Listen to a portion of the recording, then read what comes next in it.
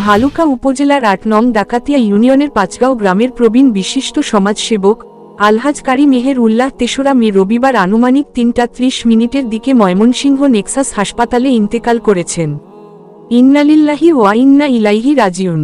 মরহুমের জানাজা নামাজ ৪ঠা মে সকাল ১০টায় পাঁচগাঁও সরকারি প্রাথমিক বিদ্যালয় মাঠে অনুষ্ঠিত হয়। পরে তাকে পারিবারিক কবরস্থানে দাফন করা হয়। মরহুম আলহাজ কারি মেহের উল্লাহ দীর্ঘ জীবনে এলাকার উন্নয়নে বহু সামাজিক ও ধর্মীয় কাজে নিঃস্বার্থভাবে অবদান রেখেছেন এবং মৃত্যুকালে তিনি বহু আত্মীয় স্বজন রেখে গেছেন।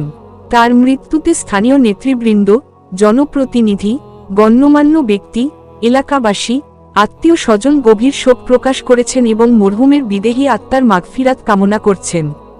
মহান আল্লাহ যেন ওনাকে জান্নাতুল ফেরদৌসের সুউচ্চ মাকাম দান করেন, এই কামনা সহ শোক সন্তপ্ত পরিবারের প্রতি গভীর সমবেদনা জ্ঞাপন করেছেন এবং পরিবারের পক্ষ থেকে কবি রতন সরকার তার পিতা মরহুম আলহাজ কারি মেহের উল্লাহর জন্য দোয়া কামনা সহ ওনার দীর্ঘদিন চলার পথে সকল ভুল ভ্রান্তি ক্ষমা সুন্দর দৃষ্টিতে দেখার আহ্বান জানিয়েছেন।